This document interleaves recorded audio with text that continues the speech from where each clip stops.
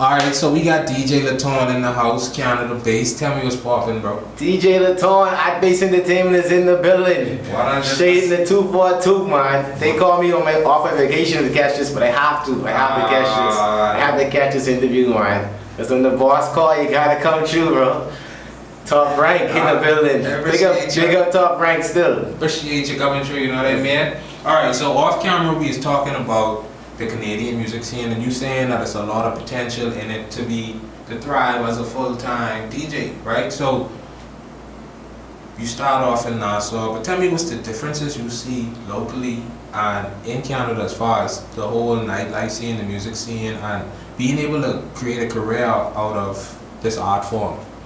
And DJ in Canada, DJ in Nassau. We have an advantage. We have an advantage on ourselves as I being like from a Caribbean island and coming to Canada and DJ. People like they setting the trend, going from like regular DJs in Canada, like they don't talk on the mic like how we talk on the mic. We have a different our culture, the music we play. We know more. We have more knowledge on the reggae style of songs. But to answer your question, the party scene is almost the same, but slightly different. You may have a crowd where it's like a bunch of people in a certain clicky, see in Nassau it's like a click section, it's like this click and that click and that click. You can find that in Canada also, but only at like a Caribbean party. Okay. It seems so. But so it's like home away from home. It's like home away from home. You're seeing the same thing what you see at home. Yeah, bam, bam, bam, 242 in the building, Right. It's a good feel, it's a good feel. You take that, when we take our DJing skills to a different culture, different culture, different crowd, you notice that it won't, no clickiness, it'll be a crowd of people, they just enjoy to hear our type of vibes. Okay. If that answer your question. No, it does, right? And that lead me to something I find interesting. So it's almost like the value that they find is just you being you. Exactly. Just being yourself. And that's what our base is all about, really. Okay. Base is a home base. It's like staying true to yourself, no matter where you go. This is your home base. Okay. Because our base. So for those who don't know, I just want you to tell them, give them a little background on what it is. Art base is the crew that you with. Yeah. GJs link up and you all.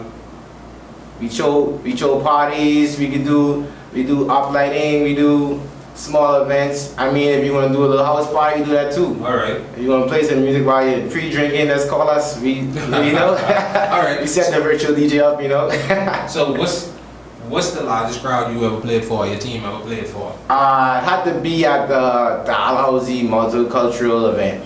I think it's called DASA. I think it's called. It's about 400 people in the room.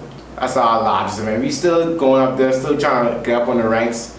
Like DASA is like from Africa and Middle East all come together. Okay.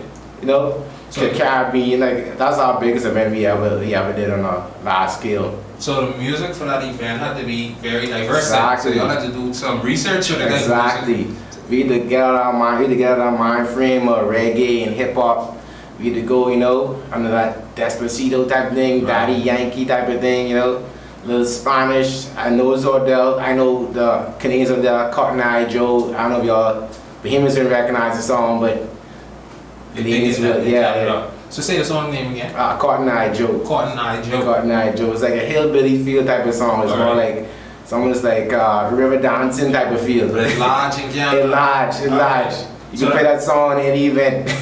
So that type of market, how did they embrace you all? Basically, as newcomers to that type of genre, those type of genres and fields, how did they embrace the music? They was excited. They was excited to hear they was excited more to hear songs that we like to play instead of even the songs that they used to playing or hearing a lot in the local clubs. They want to hear the songs that we like to play because it's like, they may not catch the words or catch the feeling of what's going on, but they like the beat and the rhythm. Right. And then when they see us getting hyped, because we like to be hyped on the stage, to be honest. When they see us getting hyped, it's like a chain reaction of events. Okay. They get involved and we get involved, and that's the best part about DJing. All right. It's feeling that vibe and feeling that vibe. All right. That's what people DJing. When you go DJ, you gotta read the crowd.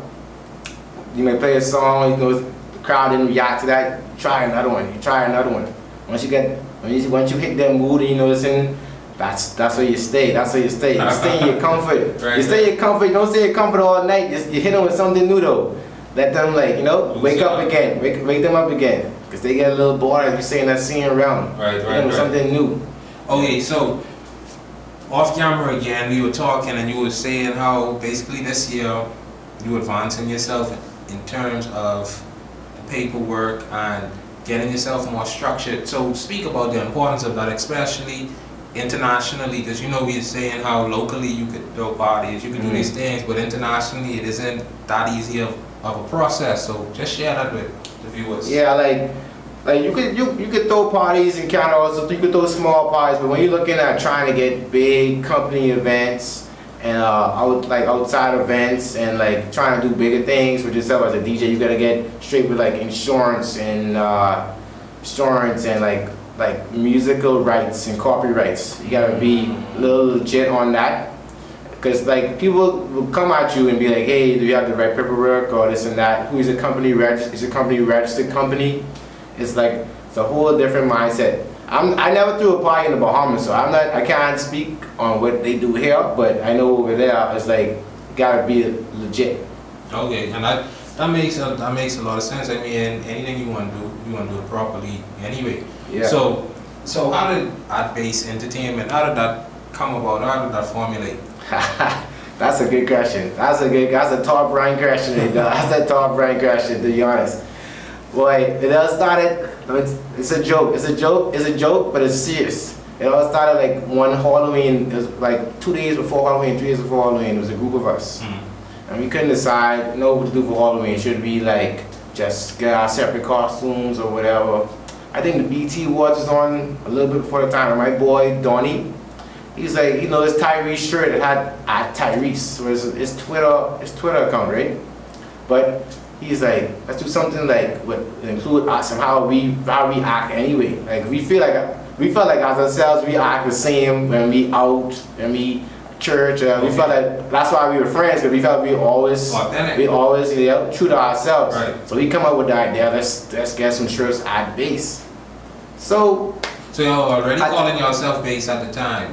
I know you heard the term basing in the Bahamas. You're basing. Oh, Like, right. you aren't doing that. You just chilling, right? Yeah, but we take it in terms of you being yourself. Like you're not checking what the crowd say. You're checking what you he say. Yeah, you don't really following. You don't being influenced by somebody else. Okay, and No, like you don't be influenced. You just like who you are. Like you just being true to who you are. Like you don't gotta be like, yeah, I gotta go because he going or she going. You at base. So that I love the meaning behind it, right? Yeah. What I want to know, because that's such a key point. You find people who faking, especially with art, they trying to portray themselves to be one way, Exactly. or not. So speak on the importance of that, being true to yourself, and why do you think people stray from being themselves, or they try to put on this show, the charade? It's difficult to say. I don't want to talk to people, but it's difficult to say. But people like I don't want to say they're simple-minded or easily influenced or gullible. Like, right. But I think it's what they think selling. It's what they think selling at the time. Like this selling, like being this way selling. Like I hear people talk about being DJs bad, like oh they sound like Jamaicans. Sound like Jamaicans on the mic. They don't sound like that. They don't sound like Bahamian talking. They sound like Jamaican talking. You know what I mean? This internationally talking. This international talking. Like what do you guys? Jamaican, Bahamian. Wow. Like I hear that on the mic often. Not on the mic. I hear that like around often. Like we're not sure. Right. That's why it's important to stay true to who he is, because then people will be like, hey, yes. No, like when I go off the camera, I feel like I still got a whole lot of Bahamas pride here. Like I still Bahamian. I don't want you to confuse me with somebody else. Like we always promote ourselves as Bahamian DJs. Right. We Bahamian DJs, so we go on the mic, what's going on, but they try to push that dialect out there, like this us, but you know what I'm saying? Like even when I use a sample from you, it's like you hear the accent. It's not a Jamaican accent. It's a Bahamian accent. DJ LATON dropping bombs. Like you can hear that's not Jamaican, dialect in there. Right. See that I like how you brought that up, because a lot of people mightn't realize that we do. I wouldn't say we, because I'm not a DJ, but they might put on the Jamaican accent because that's one of the more popular genres of music we have. But internationally that's frowned upon because they don't know what you know. Yeah. So it's good that you're pushing that the Bahamian pride, you're pushing the narrative that no Bahamian DJs have a voice. You know what I mean? Now, how do the Canadian DJs, how have you all been accepted into the fold? How do they feel about you all doing this art, you know what I mean, on their home turf, so to speak? Far as I've seen, we get a lot of good responses. They would actually be like, hey, you wanna come do a show with us? Because they would like to hear us play, and they also take some of our songs and try it their own way. They feel and they listen to what we doing, you know. But how we differ from them a lot is I have to say talking on the mic. Okay. That's something that I feel Bahamian DJs can only do at best. Like that's the hype. That's our hype. That's what we've been noticing from years in high school. Like that's the hype. The mic man. I mean, mixing the songs too. We also drop our songs differently. We use a lot of samples and like extra things just to promote us as a company. Mm-hmm. But as far as I'm concerned, Canadian DJs accept us very well. Like big ups to R Smooth, DJ Ivy. All right. I mean, these guys, they like the top ranks in Canada. Okay. Pretty good. So, were you surprised to see them having that collaborative spirit that's saying like, hey, you could come work with us, as opposed to, you know, a lot of people, I guess, they run into or you could use a threat.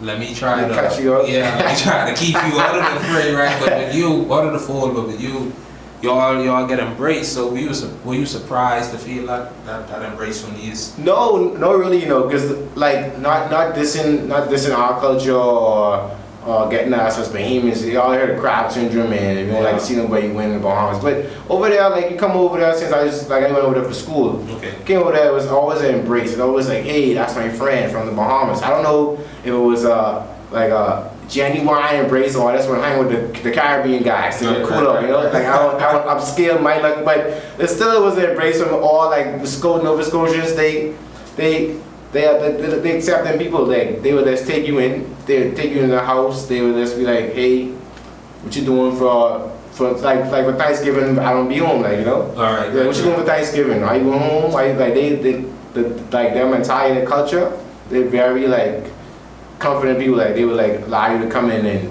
they're very accepting people. Like they're very accepting of like your differences. All right. That's good that they have that kind of welcoming culture. Now, we talking earlier, and because you have an entrepreneurial spirit, right, and you plan to be your own boss and you working for that, I know you had to develop new skills, I guess, along with your DJing, like you talk about like the uplighting and stuff like that. So talk about, because you have this mindset that you know you want to be your own boss, talk about the part of that mindset that caused you to go after the growth and not run away from learning new skills, but to keep on advancing yourself. It's about like just like you say, becoming your own boss. Like you could DJ is fine, but you need to know how to set up the lights. Like you want to provide people with the full service. You want to get them the full all around service. Right. Because you come to a party, it's all good. I mean, it could be a little house party. You got your equipment, your speakers and stuff. But like I had to change my mindset, different skills. I had to learn how to hook up the speakers, learn how to tune the speakers, you know, get the lights, pick up the Evolution HD also for the lights. They put us on the light scheme, not the light scheme, but you know, the whole scenery scheme like that. That's needed. Right. It brings a mood to the party. Now the benefits, talk about too the benefits of that. Because you're thinking holistically, so you saying you want to provide an all-in-one service. So prior to that, what were you doing? You were outsourcing each element? Exactly. That it was costing That's you more exactly money. what I was going with that too, exactly. You know exactly what I was going to say. You had to get the speakers, you had to go for the lights, you had to, even sometimes we had to get a mixer. Like you had to outsource all these, that's extra money spending out just for one gig.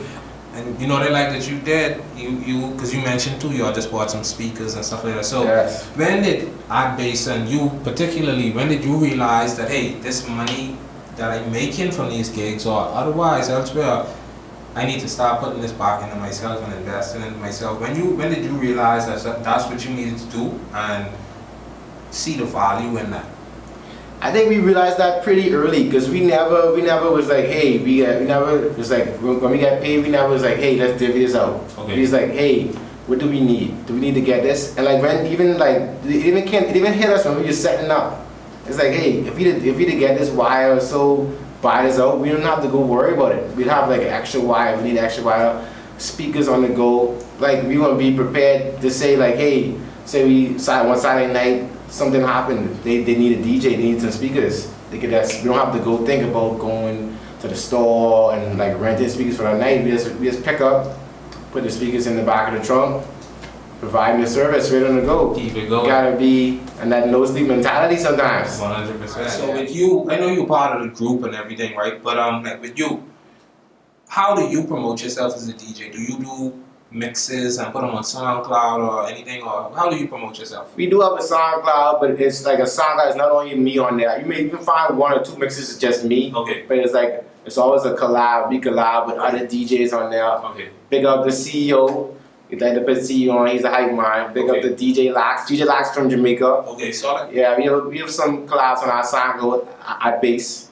This way with SoundCloud, put our bass in the team. You should find us. Okay, I make sure I put it up. Mm. So